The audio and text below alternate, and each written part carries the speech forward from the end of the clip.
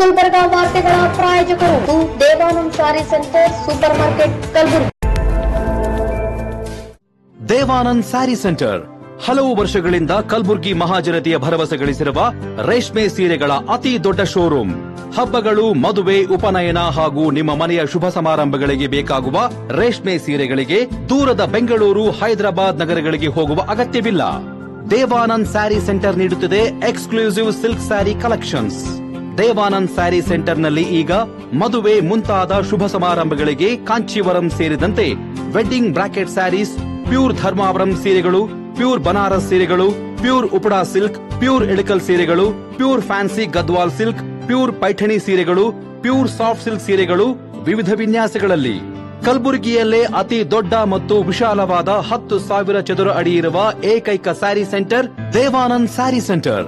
ಭೇಟಿ ಕೊಡಿ. Devanand sari centre, Kamath hotel ಹಿಂದುಗಡೆ, ಸೂಪರ್ ಮಾರ್ಕೆಟ್, ಕಲಬುರಗಿ.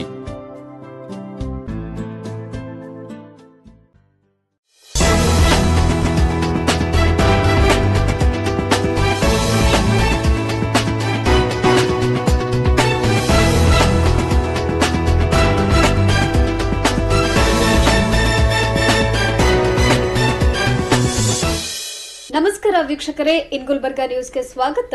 ನಾನು ಶಕುಂತಲಾ. ಮೊದಲಿಗೆ ಹೆಡ್ಲೈನ್ಸ್. ಅದ್ದೂರಿಯಾಗಿ ಜರುಗಿದ ಹೊರನಾಡ ಕನ್ನಡಿಗರ ಸಮ್ಮಿಲನ ಸಮಾರಂಭ.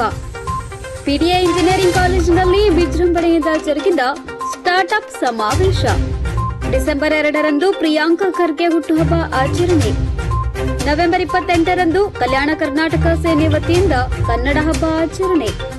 ಗೋರೂರು ಚನ್ನಬಸಪ್ಪ ಅವರಿಗೆ ಸಮ್ಮೇಳನಾಧ್ಯಕ್ಷರನ್ನಾಗಿಸಿದ್ದು ಸ್ವಾಗತಾರ್ಹ. ವೀರಭದ್ರ ಸಿಪ್ಪಿ ಸುದ್ದಿಗೋಷ್ಠಿ. ಇದೀಗ ವಾರ್ತೆಗಳ ವಿವರ. ಕರ್ನಾಟಕ ಯುವಶಕ್ತಿ ಸಂಘಟನೆಯ ನೇತೃತ್ವದಲ್ಲಿ ಕಲಬುರಗಿ ನಗರದಲ್ಲಿ ಏರ್ಪಡಿಸಲಾಗಿದ್ದ 69ನೇ ಕನ್ನಡ ರಾಜ್ಯೋತ್ಸವ ಸಂಭ್ರಮ ಹಾಗೂ ಹೊರನಾಡು ಕನ್ನಡಿಗರ ಸಮ್ಮೇಳನ ಸಮಾರಂಭವು ವಿಜೃಂಭಣೆಯಿಂದ ಜರುಗಿತು. ನಗರದ ಎಸ್ಎಂ ಪಂಡಿತ್ ರಂಗಮಂದಿರದಲ್ಲಿ ಆಯೋಜನೆ ಮಾಡಲಾಗಿದ್ದ ಸಮಾರಂಭವನ್ನು ತಮಿಳುನಾಡಿನ ನಿವೃತ್ತ ಇಸ್ರೋ ವಿಜ್ಞಾನಿಗಳು ಹಾಗೂ ಕರ್ನಾಟಕ ಅಸೋಸಿಯೇಷನ್ ಕೊಯಮತ್ತೂರಿನ ಅಧ್ಯಕ್ಷರಾದ ಶ್ರೀನಿವಾಸ್ ಭಟ್ ಜ್ಯೋತಿ ಬೆಳಗಿಸುವ ಮೂಲಕ ಉದ್ಘಾಟಿಸಿದರು.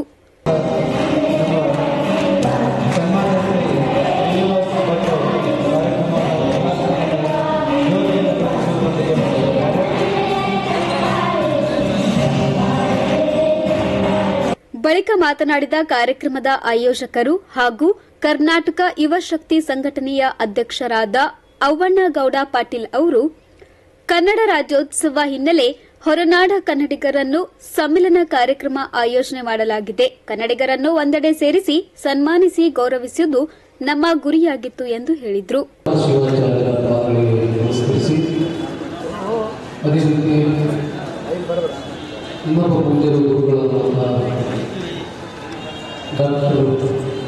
ಅಲ್ಲನಪ್ಪ ಮಹಾಸ್ವಾಮಿಗಳ ಪಾದಗಳನ್ನು ನಮಸ್ಕರಿಸಿ ಅವರೊಂದಿಗೆ ಇನ್ನೂ ನಮ್ಮ ಜೊತೆಗೆ ಸದಾ ತಮ್ಮ ಆಶೀರ್ವಾದದಲ್ಲಿ ಈ ವೇದಿಕೆಯಲ್ಲಿ ನಿಮಗೆ ಸಾನ್ನಿಧ್ಯ ವಹಿಸಿಕೊಂಡಿರ್ತಕ್ಕಂಥ ಪೂಜ್ಯ ಶ್ರೀ ಶ್ರೀರಾಮ ಸ್ವಾಮಿಗಳ ಪಾದಗಳನ್ನು ನಮಸ್ಕರಿಸಿ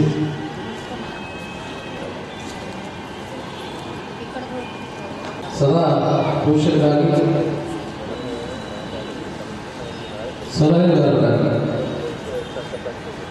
ನಮ್ಮ ಬೆನ್ನಿಗೆ ನಿಂತ ಹಿರಿಯರು ಸಾಹಿತಿಗಳಂತ ಸನ್ಮಾನಿಸಿ ದೇವೇಂದ್ರಪ್ಪ ಬ್ಯಾಡಿಯಾಳವರನ್ನು ನಮಸ್ಕರಿಸಿ, ಅದೇ ರೀತಿ ಇನ್ನೊಬ್ಬ ಹಿರಿಯರು ಸಲಹೆಗಾರರಾದ ಸನ್ಮಾನಿಸಿ ಶರಣಪ್ಪ ಹುಣಸ್ಗಿ ಸರ್ ಅವರನ್ನು ನಮಸ್ಕರಿಸಿ, ವಿಶೇಷವಾಗಿ ಈ ಕಾರ್ಯಕ್ರಮ ಇದೇ ರೀತಿ ಮಾಡಬೇಕು, ಇದೇ ರೀತಿ ನಡಿಬೇಕು, ಇದೇ ರೀತಿ ನಡೆಸಬೇಕು ಅನ್ನೋ ದೃಷ್ಟಿಕೋನ ನಮ್ಮ ದೇಶದ ಹೆಮ್ಮೆಯ ವಿಜ್ಞಾನಿಗಳಾದಂತಹ ಸನ್ಮಾನಿಸಿ ಡಾಕ್ಟರ್ ಶ್ರೀ ಶ್ರೀನಿವಾಸ್ ಭಟ್ ಅವರಿಗೆ ಕೂಡ ಈ ವೇದಿಕೆಗೆ ಸ್ವಾಗತಿಸಿ, ಅದು ನಮ್ಮ ತಾಯ್ನಾಡಿಗೆ ಸ್ವಾಗತಿಸಿ ಅವರಿಗೂ ಕೂಡ ಈ ವೇದಿಕೆ ಮತ್ತು ಸಂಘಟನೆಗಳಿಗೆ ನಮಸ್ಕಾರವನ್ನು. ಅದರೊಂದಿಗೆ ವೇದಿಕೆಯಲ್ಲಿ ಆಶೀರ್ವಾದ ಹಿರಿಯರಾದ ಬಿಜ್ಲಿ ಮತ್ತು ನಮ್ಮ ಇನ್ನೊಬ್ಬರು ಹಿರಿಯರಾದ ವೆಂಕಟರಾವ್ ಪಾಟೀಲ್ ಅವರು, ಮೋಹನ್ ಪಾಟೀಲ್ ಅವರು, ಜೀವಿ ಚಿತ್ರಳ್ಳಿ ಅವರು. ಅದೇ ರೀತಿ ಈ ಕಾರ್ಯಕ್ರಮ ಕೂಡ ಆಯೋಜನೆ ಮಾಡಬೇಕು. ಸುಮಾರು 10 ರಾಜ್ಯಗಳಿಂದ ರಾಜ್ಯಗಳ ಕನ್ನಡಿಗರನ್ನು ಆಹ್ವಾನಿಸಿ ಅವರನ್ನು ಗೌರವಿಸಬೇಕು ಮತ್ತು ಹಲವಾರು ಕ್ಷೇತ್ರಗಳಲ್ಲಿ ತಮ್ಮದೇ ಆದ ಸೇವೆಯನ್ನು ಸಲ್ಲಿಸಿ ಸಾಧನೆ ಮಾಡಿರ್ತಕ್ಕಂಥ ಸಾಧಕರನ್ನು ಗೌರವಿಸಬೇಕು. ಅದರೊಂದಿಗೆ ಉತ್ತಮ ಶ್ರೇಣಿಯಲ್ಲಿ ಪಾಸಾದಂತಹ ವಿದ್ಯಾರ್ಥಿಗಳಿಗೆ ಒಂದು ಪ್ರತಿಭಾ ಪುರಸ್ಕಾರವನ್ನು ಮಾಡಿ ಗೌರವಿಸಿ ಅವರಿಗೆ ಈ ಸಾಧಕರ ಒಂದು ಸ್ಫೂರ್ತಿ ಪ್ರೇರಣೆ ಆಗಬೇಕು ಅನ್ನೋ ಒಂದು ದೃಷ್ಟಿಯಿಂದ ಸುಮಾರು ನಮ್ಮ ಸಂಘಟನೆ 2005ರಲ್ಲಿ ಸ್ಥಾಪನೆ ಆದರೂ ಕೂಡ ಸುಮಾರು 20 ವರ್ಷ ಆದರೂ ಕೂಡ ಸುಮಾರು 10 ವರ್ಷಗಳಿಂದ ನಾವು ನಿರಂತರವಾಗಿ ಏನು ರಾಜ್ಯೋತ್ಸವ ಪ್ರಶಸ್ತಿ ಪುರಸ್ಕಾರ ಹಾಗೂ ಈ ಪ್ರತಿಭಾ ಪುರಸ್ಕಾರ ನಿರಂತರವಾಗಿ ಸದಾ ಸಮಾರಂಭಗಳನ್ನು ಆಯೋಜನೆ ಮಾಡಿ ಗೌರವವನ್ನು ಕೊಡತಕ್ಕಂಥ ಕಾರ್ಯಕ್ರಮ ಸಂಘಟನೆ ಸರ್ವ ಸದಸ್ಯರು ಕೂಡ ಜೊತೆಗೂ ಬಹಳ ಸುಮಾರು 2 ತಿಂಗಳಿಂದ ಕಷ್ಟಪಟ್ಟು ಕಾರ್ಯಕ್ರಮಗಳನ್ನು ಆಯೋಜನೆ ಮಾಡಿ ಅದರ ಜೊತೆಗೆ ಈ ಕಾರ್ಯಕ್ರಮ ಕೂಡ ಸುಮಾರು 2 ತಿಂಗಳಿಂದ ಕೂಡ ಕಾರ್ಯಕ್ರಮವನ್ನು ಆಯೋಜನೆ ಮಾಡಿದೆ. ನಿರಂತರವಾಗಿ ಹಲವಾರು ಸಂಘಟನೆಗಳು ಇವತ್ತು ಒಂದು ವಿಷಯವನ್ನು ತಮ್ಮೆದುರು ಪ್ರಸ್ತಾಪ ಮಾಡಬಹುದು. ಯಾಕಂದರೆ ಕಾರ್ಯಕ್ರಮದಲ್ಲಿ ಆ ವಿಷಯವನ್ನು ಪ್ರಸ್ತಾಪ ಮಾಡಬಾರ್ದೇನೋ ಅಂದ್ಕೊಂಡಿದ್ವಿ. ಆದರೆ ಕಾರ್ಯಕ್ರಮ ಒಂದು ಕಡೆ ಇದ್ದರೆ ಆ ವಿಷಯ ಕೂಡ ಅಷ್ಟೇ ಗಂಭೀರ ಸಂಘಟನೆ. ಯಾಕಂತಂದ್ರೆ ನಮ್ಮ ಸಂಘಟನೆಯಲ್ಲಿ ಕಾರ್ಯನಿರ್ವಹಿಸ್ತಕ್ಕಂಥ ಏನು ಇಬ್ಬರು ವೇದಿಕೆಗೆ ಕೂಡ ಸ್ವಾಗತ. ಇಬ್ಬರು ಸಂಘಟಕರು ಇವತ್ತು ನಿನ್ನೆ ರಾತ್ರಿ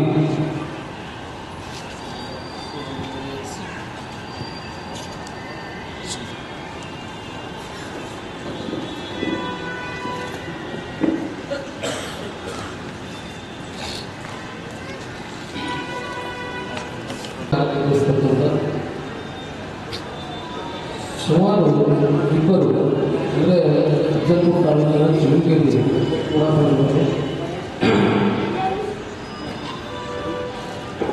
ಟೋಟಲಾಗಿ 3 ಜನ ನಿನ್ನೆ ಸಾಯಂಕಾಲ ಆಕ್ಸಿಡೆಂಟ್ನಲ್ಲಿ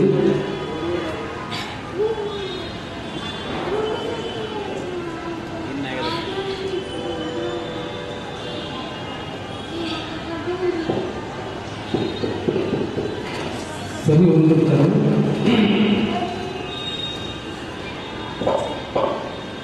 ಹಾಗಾಗಿ ಸ್ವಲ್ಪ ಕಾರ್ಯಕ್ರಮದಲ್ಲಿ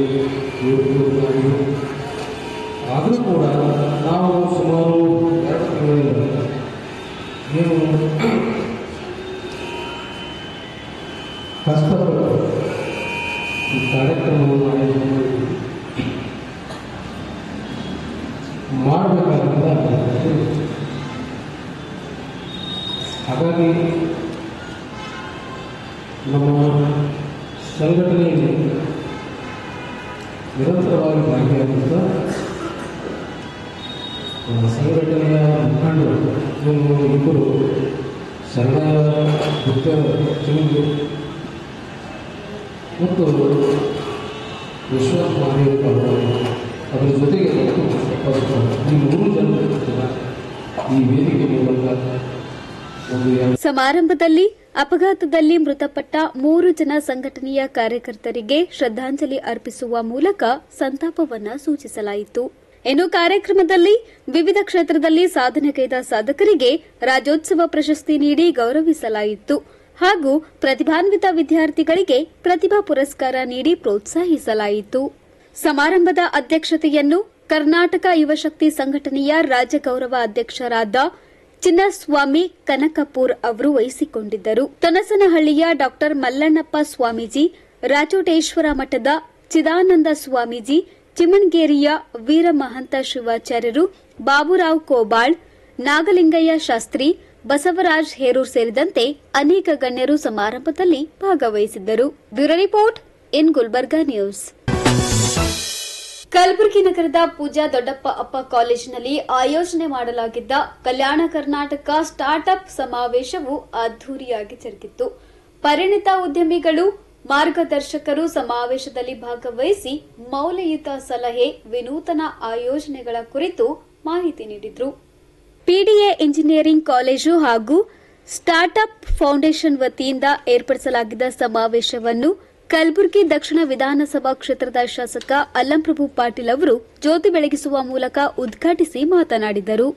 ಬಹಳಷ್ಟು ಜನ ವಿದ್ಯಾರ್ಥಿಗಳು ಇವತ್ತು ವಿದ್ಯಾಭ್ಯಾಸವನ್ನು ಮುಗಿದ ಮೇಲೆ ನೌಕರಿನೇ ಬೇಕಂತ ಹೇಳಿ ಆ ಒಂದು ದಾರಿಯಲ್ಲಿ ಸಾಕಷ್ಟು ಜನ ನಿರುದ್ಯೋಗಿಗಳಾಗಿ ಇವತ್ತು ಮನೆಯಲ್ಲೇ ಕೂತಿರ್ತಕ್ಕಂಥದ್ದು ನಾವು ನೋಡ್ತಾ ಇದ್ದೀವಿ. ಅದಕ್ಕೆ ಪೂರಕವಾಗಿ ಅದು ಆಗಬಾರ್ದು. ನೌಕರಿನೇ ನಮ್ಮ ಜೀವನದಲ್ಲಿ ಮುಖ್ಯ. ನಾವೆಲ್ಲ ಸ್ವತಃ ಬಂದರೆ ಇವತ್ತು ನಮ್ಮ ಭಾಗದಲ್ಲಿ ಹೊಸ ಹೊಸ ಉದ್ಯೋಗಗಳನ್ನು ಸೃಷ್ಟಿ ಮಾಡಿ ಸ್ಥಾಪನೆಗೆ ಅವಕಾಶ ಸಿಗ್ತದೆ ಅಂತಕ್ಕಂಥ ರೀತಿಯಲ್ಲಿ ಉದ್ಯೋಗಗಳ ಸ್ಥಾಪನೆಗೆ ಸಾಕಷ್ಟು ಅವಕಾಶಗಳಿದ್ದರೂ ಕೂಡ ಯುವಕರು ಮುಂದೆ ಬರೋದಿಲ್ಲ. ಅವರಲ್ಲಿ ಎಲ್ಲ ಟ್ಯಾಲೆಂಟ್ ಇರ್ತದೆ, ಎಲ್ಲ ವಿಚಾರಗಳಿರ್ತಾರೆ, ಎಲ್ಲ ಅಭ್ಯಾಸ ಇರ್ತದೆ ಅವರಲ್ಲಿ. ಅವರಿಗೆ ಇನ್ಫ್ರಾಸ್ಟ್ರಕ್ಚರ್ ಅವಶ್ಯಕತೆ ಬಹಳ ಇರ್ತದೆ. ಅದನ್ನ ಸಿಗದೇ ಇರ್ತಕ್ಕಂಥ ಒಂದು ಕಾರಣ ಕೂಡ ಇರ್ತದೆ. ಮತ್ತು ಫೈನಾನ್ಸಿಯಲಿ ಕೂಡ ವೀಕ್ ಆಗಿರ್ತಕ್ಕಂಥದ್ದು ಅದು ಒಂದು ಕಾರಣ ಇರ್ತದೆ. ಪ್ರೋತ್ಸಾಹ ಕೊಡ್ತಕ್ಕಂಥದ್ದು ಸಿಗದೇ ಇರ್ತಕ್ಕಂಥದ್ದು ಒಂದು ಕಾರಣ ಇರ್ತದೆ. ಅನೇಕ ಕಾರಣಗಳಿಂದ ಎಷ್ಟೇ ವಿದ್ಯಾಭ್ಯಾಸ ಮಾಡಿ ಮನೆಯಲ್ಲಿ ಕೂತ್ಕೊಳ್ತಕ್ಕಂಥ ಪರಿಸ್ಥಿತಿ ಬರ್ತದೆ. ಅಂತ ಯುವಕರಿಗೆ ಅದನ್ನು ಆಗಬಾರ್ದು ಅಂತ ಹೇಳಿ ಇವತ್ತು ಈ ಸಂಸ್ಥೆಯವರು ಎಲ್ಲರ ಒಂದು ಕ್ರಿಯಾಶೀಲತೆಗೆ ತಂದು ಹೊಸ ಉದ್ಯೋಗವನ್ನು ಸೃಷ್ಟಿ ಮಾಡಬೇಕು ಅಂತ ಹೇಳಿ ಈ ನಿಟ್ಟಿನಲ್ಲಿ ನಮ್ಮ ರಾಜ್ಯ ಸರ್ಕಾರ ಕೂಡ ಎಲ್ಲ ರೀತಿಯಿಂದ ನೆರವು ನೀಡತಕ್ಕಂಥ ರೀತಿಯಲ್ಲಿ ಮುಂದೆ ಬರ್ತಾ ಇದೆ. SKL ಅವರು ಬೇರೆ ಬೇರೆ ಇವತ್ತು ಉದ್ಯೋಗಗಳಾಗಿರ್ತಕ್ಕಂಥ ಇವತ್ತು ಶ್ರೀ ಶ್ಯಾಮ್ ಆಗಿರ್ಬೋದು, ಆಯುಷ್ ಗ್ರೂಪ್ ಆಗಿರ್ಬೋದು, ರೆಗ್ನೆಟ್ ಗ್ರೂಪ್ ಆಗಿರ್ಬೋದು, ಶ್ವೇತಾ ಗ್ರೂಪ್ ಆಗಿರ್ಬೋದು, ವಾಲಿ ಗ್ರೂಪ್ ಆಗಿರ್ಬೋದು, ಮತ್ತು ಅದೇ ರೀತಿಯಿಂದ ಫೋನ್ ಟೀಚರ್ಗೆ ಅನೇಕ ಉದ್ಯೋಗಗಳು ಅವರ ಸ್ಪಾನ್ಸರ್ಸ್ಗಳನ್ನು ಇವತ್ತು ಇದರಲ್ಲಿ ಕೊಟ್ಟಿದ್ದಾರೆ. ಅವರೆಲ್ಲರೂ ಕೂಡ ತಮಗೆ ಏನು ಬಂದಿದ್ದೀವಿ ಕಾರ್ಯಕ್ರಮ ಆದ ನಂತರ ಅದರೆಲ್ಲ ಪರಿಣಿತ ಹೊಂದಿರತಕ್ಕಂಥ ಅನೇಕ ಜನರು ಕೂಡ ವೇದಿಕೆ ಮೇಲೆ ಇವತ್ತು ಆಸೀನರಾಗಿದ್ದಾರೆ. ಅವರೆಲ್ಲರೂ ತಮಗೆ ಒಳ್ಳೆ ಕೋಚಿಂಗ್ ಕೊಟ್ಟು ತಾವು ಮುಂದೆ ಬರಬೇಕು. ಯಾರು ಕೂಡ ತಮ್ಮನ್ನೇ ಟ್ಯಾಲೆಂಟ್ ಇಲ್ಲ ಅಂತೇಳಿ, ಇನ್ಫ್ರಾಸ್ಟ್ರಕ್ಚರ್ ಇಲ್ಲ ಅಂತೇಳಿ, ಗ್ರೂಪ್ ಇಲ್ಲ ಅಂತೇಳಿ ಮನೆಯಲ್ಲಿ ಕುಳಿತುಕೊಳ್ಬಾರ್ದು. ನಾವು ಮುಂದೆ ಬಂದು ಹೊಸ ಉದ್ಯೋಗವನ್ನು ಸೃಷ್ಟಿ ಮಾಡ್ತಕ್ಕಂಥ ಎಲ್ಲ ರೀತಿಯಿಂದ ಸಲಕರಣೆಗಳು, ಸೌಲಭ್ಯಗಳು ತಮಗೆ ಸಿಗ್ತಕ್ಕಂಥ ರೀತಿಯಲ್ಲಿ ಯಾವ ರೀತಿ ಮಾಡಬೇಕು, ಏನು ಮಾಡಬೇಕು ಅಂತಕ್ಕಂಥದ್ದೆಲ್ಲವನ್ನು ಸವಿಸ್ತಾರವಾಗಿ ತಿಳಿಸಲಿಕ್ಕೆ ಇವತ್ತು ಬೆಳಗ್ಗೆಯಿಂದ ಸಾಯಂಕಾಲ ಕೂಡ ಒಂದು ಒಳ್ಳೆಯ ಬಂದು ನಮ್ಮ ಅನೇಕ ಜನ ನಾನು ನೋಡ್ತಿದ್ದೀನಿ. ಬಹಳಷ್ಟು ಜನ ಈ ನಮ್ಮ ಸಂಕೇಶ್ವರರ ಪುತ್ರರು ಕೂಡ ಆಗಂತ ಇದ್ದಾರೆ. ಈ ಎಲ್ಲರೂ ಹೇಳ್ಕೊಂಡು ತಮಗೆ ಒಳ್ಳೆಯ ರೀತಿಯಿಂದ ಕೋಚಿಂಗ್ ಕೊಟ್ಟು ತಾವು ಮುಂದೆ ಬರ್ತಕ್ಕಂಥ ರೀತಿಯಲ್ಲಿ ಶಿವಶಂಕರ್ ಅವರು ಮತ್ತು ಪ್ರಶಾಂತ್ ಬಿಜಾಪುರ್ ಅವರು, ಆದರ್ಶ ರಾಜೇಶ್ ಪಾಲಿ ಅವರು, ಅನೇಕ ಜನ ಏನಂತಂದ್ರೆ ಇದ್ರ ಬಗ್ಗೆ ಈ ಟೀಚರ್ಸ್ಗಳು ಬಂದಿದ್ದಾರೆ. ತಮಗೆ ಮಾಹಿತಿಯನ್ನು ಕೊಟ್ಟು ತಮಗೇನಪ್ಪ ಅಂದ್ರೆ ಉದ್ಯೋಗ ಸ್ವಯಂ ಕಾಲ ಮೇಲೆ ನಿಂತ್ಕೊಳ್ತಕ್ಕಂಥ ರೀತಿಯಲ್ಲಿ ಉದ್ಯೋಗ ಮಾಡಬೇಕು. ಉದ್ಯೋಗ ಮಾಡೋದ್ರ ಜೊತೆಗೆ ಸುಮಾರು ಒಂದು 8 ಜನಕ್ಕಾದರೂ ತಮ್ಮಿಂದ ಉದ್ಯೋಗ ಸಿಗಬೇಕು. ಈ ರೀತಿ ವಿದ್ಯಾರ್ಥಿಗಳಿಗೆ ಅನುಕೂಲ ಆಗ್ತಕ್ಕಂಥ ರೀತಿಯಲ್ಲಿ ನಮ್ಮ ಭಾಗದಲ್ಲಿ ಇವತ್ತು KIDನಿಂದ ಸಾಕಷ್ಟು ಸಾವಿರಾರು ಜಮೀನಿದೆ ಗುಲ್ಬರ್ಗದಲ್ಲಿ ಖಾಲಿ ಬಿದ್ದಿದೆ. ಬಹಳಷ್ಟು ಏನಂತಂದ್ರೆ ಸೈಟ್ಗಳು ಖಾಲಿವೆ, ಬಹಳಷ್ಟು ಏನಂತಂದ್ರೆ ತೆಗೆದುಕೊಂಡು ರಿನ್ಯೂ ಮಾಡ್ತಾ ಇಲ್ಲ. ಅದಕ್ಕಾಗಿ ಏನಂತಂದ್ರೆ ಈ ರೀತಿ ಪರಿಣಿತ ಹೊಂದು ತಾವೆಲ್ಲ ಮುಂದೆ ಬಂದು ಉದ್ಯೋಗವನ್ನು ಸೃಷ್ಟಿ ಮಾಡಿ ತಾವು ಉದ್ಯೋಗವನ್ನು ಪಡೆದುಕೊಂಡು ಬಳಿಕ ಮಾತನಾಡಿದ HKE ಶಿಕ್ಷಣ ಸಂಸ್ಥೆಯ ಅಧ್ಯಕ್ಷರು ಹಾಗೂ ವಿಧಾನ ಪರಿಷತ್ ಸದಸ್ಯರಾದ ಶಶಿಲ್ ಜಿ ನಮೋಶಿ ಅವರು, ಕಲ್ಯಾಣ ಕರ್ನಾಟಕ ಭಾಗದಲ್ಲಿ ಇಂತಹ ಕಾರ್ಯಕ್ರಮದ ಅವಶ್ಯಕತೆ ಇತ್ತು. ಇಲ್ಲಿನ ಯುವ ಪೀಳಿಗೆಗೆ ಉದ್ಯಮದ ಬಗ್ಗೆ ಸಲಹೆ ಸೂಚನೆ ನೀಡಲು ಸಹಕಾರವಾಗಲಿದೆ ಎಂದು ತಮ್ಮ ಅಭಿಪ್ರಾಯವನ್ನು ವ್ಯಕ್ತಪಡಿಸಿದರು. ಕಲ್ಯಾಣ ಕರ್ನಾಟಕದ ಒಂದು ಸ್ಟಾರ್ಟ್ಅಪ್ ಕಂಪ್ನಿಗೆ ಒಂದು ಒಳ್ಳೆಯ ರೀತಿಯ ಒಂದು ಪ್ಲಾಟ್ಫಾರ್ಮ್ ಅನ್ನು ಕೊಡಿಸುವಂತ ಒಂದು ಕೆಲಸ ಇವತ್ತು ನಮ್ಮೆಲ್ಲ ಸನ್ನಿಹಿತರು ಮಾಡಿದ್ದಾರೆ. ಮೊದಲನೇದಾಗಿ I congratulate all the organizers for having arranged this event. ದಯವಿಟ್ಟು ಚಪ್ಪಾಳೆಯನ್ನು ತಟ್ಟಬೇಕಂತ ವಿನಂತಿಯನ್ನು ಮಾಡ್ತೀನಿ. Let us encourage them, encourage everyone who wants to become an employer rather than be an employer. ಅವರಿಗೆ ಇನ್ನೊಮ್ಮೆ ಚಪ್ಪಾಳೆ ತಟ್ಟು ಅವರಿಗೆ ನಾವು ಅಭಿನಂದನೆಗಳನ್ನು ಹೇಳೋಣ. Anything you want to start, it's a very tough job. But tough ಇದೆ, it's very difficult.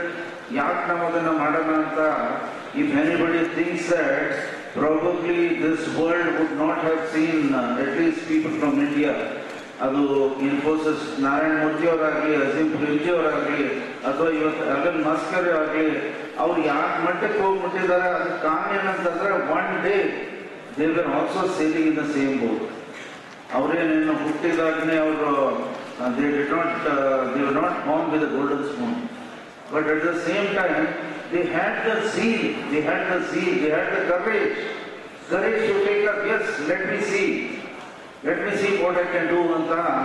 They have really jumped into that arena, but aa ಒಂದು ಇದರಲ್ಲಿ they have succeeded, and there is nothing like that. But only thing is you need to have a platform, and I congratulate all these my friends for having brought up this platform today. Well, this is the first of its kind in Gulbarga, and it is not only that the software companies athwa only limited field in the Union Karvidaranta. We have some people from mechanical engineering, software companies, many manufacturers and manufacturing centers ಅವರಿಗೆ ಕೂಡ ಆಹ್ವಾನವನ್ನು ಕೊಟ್ಟಿದ್ದಾರೆ, ಅವರು ಕೂಡ ಪಾಲ್ಗೊಳ್ತಿದ್ದಾರೆ. Our only intention is to have a network of everybody providing, helping the vendors, helping the startup companies to get proper employment, helping the real people who want to do something. Coordinate yourself and you will reach the goal. This is the intention of this conclave. We have 5 startups in this complex. Ivattu this SAC center was initially the idea was to have a nice auditorium, office, etc., and also some facilities for the students. We call it as a SAC center, Students Activity Center. ಈ Students Activity Center ಅಲ್ಲಿ ಸಮಾವೇಶದಲ್ಲಿ ಕಲಬುರಗಿ, ಬೀದರ್ ಸೇರಿದಂತೆ ನಾನಾ ಕಡೆಗಳಿಂದ ಅನೇಕ ಕಂಪನಿಗಳ ತಂತ್ರಜ್ಞಾನ ಉದ್ಯಮಿಗಳ ವಿವಿಧ ಮಳಿಗೆಗಳನ್ನು ಸ್ಥಾಪನೆ ಮಾಡಲಾಗಿತ್ತು. ಇನ್ನು ಕಾರ್ಯಕ್ರಮದಲ್ಲಿ ಎಲೆಕ್ಟ್ರಿಕಲ್ ಬೈಕ್ಗಳ ಪ್ರದರ್ಶನ ಮಾಡಲಾಯಿತು. ಎಲೆಕ್ಟ್ರಿಕಲ್ ಬೈಸಿಕಲ್ ಮ್ಯಾನುಫ್ಯಾಕ್ಚರ್ ಮಾಡ್ತಾ ಇದೀವಿ, ಮತ್ತೆ ಇವಿ ಕಾರ್ಟ್ ಮ್ಯಾನುಫ್ಯಾಕ್ಚರ್ ಮಾಡ್ತಾ ಇದೀವಿ. ಇದು ಕಂಪನಿ ಬಂದ್ಬಿಟ್ಟು ಕಲ್ಯಾಣ ಕರ್ನಾಟಕದಲ್ಲಿ ಮೊದಲ ಕಂಪನಿ ಎಲೆಕ್ಟ್ರಿಕಲ್ ವೆಹಿಕಲ್ ಮ್ಯಾನುಫ್ಯಾಕ್ಚರ್ ಮಾಡೋದು. ಇಲ್ಲಿ ನಮ್ಮಲ್ಲಿ 3 ವೆರೈಟಿ ವೆಹಿಕಲ್ಗಳಿದಾವೆ.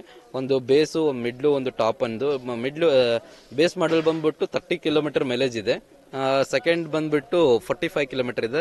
ಥರ್ಡ್ ಒಂದು ಬಂದ್ಬಿಟ್ಟು 55 kilometre with pedalling 65 kilometre range ಇದೆ. ಇದರಿಂದ ಏನೇನು ಉಪಯೋಗ ಆಗತ್ತೆ ಅಂತಂದ್ರೆ, ಕೆಲವೊಬ್ರು ವಾಕಿಂಗ್ ಮಾಡೋದಕ್ಕೆ ಲೇಜಿ ಇರ್ತಾರೆ, ಇದ್ರ ತಗೊಂಡೋದ್ರೆ ವಾಕಿಂಗ್ ಆಗುತ್ತೆ. ವಿತ್ ಪೆಡ್ಲಿಂಗ್, ಯಾರಾದ್ರೂ ಪೆಡ್ಲಿಂಗ್ ಮಾಡ್ತಾ ಪೇನ್ ಆಯ್ತು, ಕಾಲ್ ಪೇನ್ ಆಯ್ತು ಅಂದ್ರೆ ಎಕ್ಸಲೇಟರ್ ಮಾಡ್ಕೊಂಡು ಹೋಗ್ಬೋದು. ಇವಾಗ ಎಲ್ಲ ಸ್ಕೂಲು ಕಾಲೇಜ್ಗೆ ಹೋಗ್ಬೇಕಂತಂದ್ರೆ ಮಕ್ಕಳಿಗೆಲ್ಲ ಬೈಕ್ ಕೊಡಿಸ್ತಾರೆ, ಆಕ್ಸಿಡೆಂಟ್ ಆಗೋ ಚಾನ್ಸಸ್ ಇದೆ. ಬಟ್ ನಮ್ಮ ಬೈಸಿಕಲ್ ಇಂದ ಎಲ್ಲ ಸೇಫ್ಟಿ ಇದೆ. ನಮ್ಮ ಬೈಸಿಕಲ್ಲಿ ಅಡ್ವಾನ್ಸ್ ಫೀಚರ್ಸ್ ಗಳನ್ನೆಲ್ಲ ಆಡ್ ಆನ್ ಮಾಡ್ತಾ ಬರ್ತಾ ಇದ್ವಿ. ಮುಂದಿನ ದಿನಗಳಲ್ಲೂ ಕೂಡ ಒಂದು ಯುರೋಪಿಯನ್ ಕಂಟ್ರಿ ಕೂಡ ಕಂಪ್ನಿ ಜೊತೆ ನಾವು ಟೈ ಅಪ್ ಆಗ್ತಾ ಇದೀವಿ. ಅದರಲ್ಲೂ ಕೂಡ ನಾವು ಅಪ್ಗ್ರೇಡ್ ವರ್ಷನ್ ಮಾಡ್ತಾ ಇದೀವಿ. ಈ ರಾಕೆಟ್ ಕಂಪನಿ ಜರ್ಮನ್ ಕಂಪನಿ ಜೊತೆ ಟೈ ಅಪ್ ಆಗಿದ್ದೀವಿ. ಅವ್ರ ಜೊತೆ ನಾವು ಮ್ಯಾನುಫ್ಯಾಕ್ಚರಿಂಗ್ ಟೈ ಅಪ್ ಆಗಿ ಮಾಡ್ತಾ ಇದೀವಿ. ಈ ಕಂಪ್ಲೀಟ್ಲಿ ಕಲ್ಯಾಣ ಕರ್ನಾಟಕದಲ್ಲೇ ನಮ್ಮ ಕಂಪನಿ ಬಂದ್ಬಿಟ್ಟು ಒಂದು 25 ಕೋಟಿ ಇನ್ವೆಸ್ಟ್ಮೆಂಟ್ ಮಾಡಬೇಕು ಅನ್ನೋದೊಂದು ಯೋಜನೆ ಮಾಡಿದೀವಿ. ಈಗ ಆಲ್ರೆಡಿ ಅದಕ್ಕೆ ಬೇಕಾದಂತ ಜಾಗ ಮತ್ತೆ ನೀರಿನ ವ್ಯವಸ್ಥೆ ಎಲ್ಲವನ್ನೂ ನಮ್ಮ ತಂಡ ನೋಡಿದೆ. ಈಗ ಆಲ್ರೆಡಿ ಜನವರಿ 5ನೇ ತಾರೀಕಿಂದ ಅದರ ಕನ್ಸ್ಟ್ರಕ್ಷನ್ ಕೂಡ ಸ್ಟಾರ್ಟ್ ಆಗುತ್ತಿದೆ. ಅದರಿಂದ ಇಲ್ಲಿ ಕಲ್ಯಾಣ ಕರ್ನಾಟಕದಲ್ಲಿ ಸುಮಾರು ಒಂದು 150 ಜನರಿಗೆ ನೇರವಾಗಿ ಉದ್ಯೋಗ ಕೊಡುತ್ತೇವೆ. ಇದರಿಂದ ಮತ್ತೆ ನೆಟ್ವರ್ಕಿಂಗ್ ಮತ್ತೆ ಡೀಲರ್ಶಿಪ್ಗಳು ಮತ್ತೆ ಬೇರೆ ಬೇರೆ ರೀತಿಯಿಂದ ಇದರಿಂದ ಬಿಸ್ನೆಸ್ ಅನ್ನ ನಮ್ಮ ಎಲೆಕ್ಟ್ರಿಕಲ್ ವೆಹಿಕಲ್ ಇಂದ ತಗೋಬಹುದು. ಈಗ ಪ್ರೆಸೆಂಟ್ ಇಂಡಿಯಾದಲ್ಲಿ ಅಥವಾ ಎಲ್ಲಾ ಕಡೆಯಿಂದ ಎಲೆಕ್ಟ್ರಿಕಲ್ ವೆಹಿಕಲ್ ನ ಸ್ವಲ್ಪ ಬೂಮಿಂಗ್ ಇದೆ ಅಲ್ವಾ, ಅದರಿಂದ ನಾವು ಇದನ್ನು ಇನಿಷಿಯೇಟಿವ್ ತಗೊಂಡು ಈ ಸ್ಟಾರ್ಟ್ ಮಾಡಿದ್ವಿ. ಮುಂದೆ ನಮ್ಮ ಇ ಟಚ್ ಗೇರು ಮತ್ತೆ ಇ ಮೈಲೇಜ್ ನ ಇಂಟೆನ್ಷನ್ ಏನಂತಂದ್ರೆ, ಒಂದು ಎಂಪರ್ ಆಗಿ ಮಾಡೋಣ. ಒಂದು ಟಾಟಾ ತರ ಒಂದು ಕಂಪನಿ, ಟಾಟಾ ಮಹೀಂದ್ರ ತರ ಒಂದು ಕಂಪನಿ ಮಾಡಿ ಕಲ್ಯಾಣ ಕರ್ನಾಟಕದ ಜನರಿಗೆ ಒಂದು 10,000 ಜನ ಉದ್ಯೋಗ ಅವಕಾಶವನ್ನು ನೀಡಬೇಕನ್ನೋದು ಒಂದು ಇಂಟೆನ್ಷನ್ ಅಲ್ಲಿ ನಾವು ಮಾಡ್ತಾ ಇದ್ದೀವಿ. ಅದಕ್ಕೆ ಧನ್ಯವಾದ. ಈ ಸಂದರ್ಭದಲ್ಲಿ ರಾಜಾ ಬಿಮಳ್ಳಿ, ಬಸವರೆಡ್ಡಿ ಸೇರಿದಂತೆ ಇತರರು ಭಾಗವಹಿಸಿದ್ರು. Bureau report in Gulbarga news. ಸಚಿವ ಪ್ರಿಯಾಂಕ್ ಖರ್ಗೆ ಅವರ ಹುಟ್ಟುಹಬ್ಬದ ಹಿನ್ನೆಲೆ ಡಿಸೆಂಬರ್ 2ರಂದು 1100 ಮಹಿಳಾ ಪೌರ ಕಾರ್ಮಿಕರಿಗೆ ಉಡಿ ತುಂಬುವ ಕಾರ್ಯಕ್ರಮ ಏರ್ಪಡಿಸಲಾಗಿದೆ ಎಂದು ಕರ್ನಾಟಕ ರಾಜ್ಯ ಕೂಲಿ ಕಬ್ಬಲಿಗ ಇಎಸ್ಟಿ ಹೋರಾಟ ಸಮಿತಿ ಅಧ್ಯಕ್ಷ ಲಚ್ಚಪ್ಪ ಜಮಾದಾರ್ ಅವರು ತಿಳಿಸಿದ್ದಾರೆ.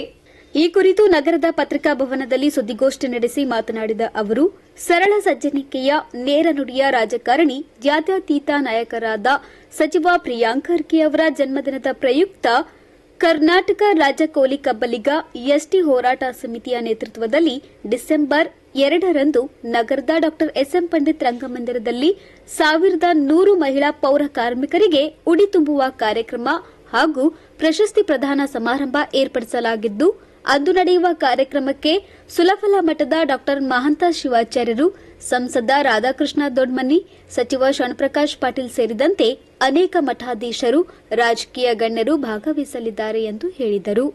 ಇವತ್ತು ಕರ್ನಾಟಕ ರಾಜ್ಯದ ಆರ್ಡಿಪಿಆರ್ ಸಚಿವರು, ಐಟಿಬಿಟಿ ಸಚಿವರು, ಕಲಬುರಗಿ ಉಸ್ತುವಾರಿ ಸಚಿವರಾಗಿರುವಂಥ ಸನ್ಮಾನ್ಯ ಶ್ರೀ ಪ್ರಿಯಾಂಕ ಖರ್ಗೆಜಿಯವರು, ನೇರ ನುಡಿ ಮತ್ತು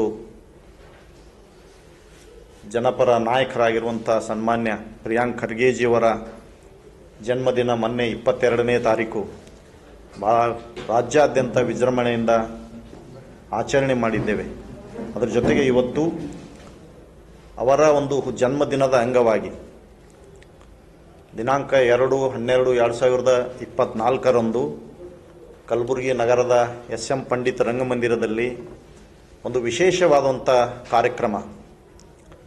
ಇವತ್ತು ಕಲಬುರಗಿಯಲ್ಲಿರುವಂಥ ಮಹಿಳಾ ಪೌರ ಕಾರ್ಮಿಕರು ಪ್ರತಿದಿನ ಕಲಬುರಗಿ ನಗರವನ್ನು ಸ್ವಚ್ಛ ಮಾಡುವಂಥ ಕಾರ್ಮಿಕರು, ಇವತ್ತು ಪ್ರತಿ ತಾಲೂಕಿನಲ್ಲಿಯೂ ಕೂಡ ಸ್ವಚ್ಛತೆಯನ್ನು ಕಾಪಾಡುವಂಥ ಮಹಿಳಾ ಕಾರ್ಮಿಕರು, ಅಂತಹ ಮಹಿಳಾ ಕಾರ್ಮಿಕರು ಸುಮಾರು 1100 ಮಹಿಳಾ ಪೌರ ಕಾರ್ಮಿಕರಿಗೆ ಒಂದು ಉಡಿ ತುಂಬುವಂಥ ಕಾರ್ಯಕ್ರಮ, ಅವರಿಗೆ ಸೀರೆ ಜೊತೆಗೆ ಇವತ್ತು ಉಡಿ ತುಂಬುವಂಥ ಒಂದು ಕಾರ್ಯಕ್ರಮವನ್ನು ಸನ್ಮಾನ್ಯ ಶ್ರೀ ಪ್ರಿಯಾಂಕ್ ಖರ್ಗೆಜಿಯವರ ಜನ್ಮದಿನದ ಅಂಗವಾಗಿ ನಾವು ನಮ್ಮ ಒಂದು ಕರ್ನಾಟಕ ರಾಜ್ಯ ಕೂಲಿ ಕಬ್ಬಲಿಗ ಎಸ್ಟಿ ಹೋರಾಟ ಸಮಿತಿ ವತಿಯಿಂದ ಹಮ್ಮಿಕೊಂಡಿದ್ದೇವೆ.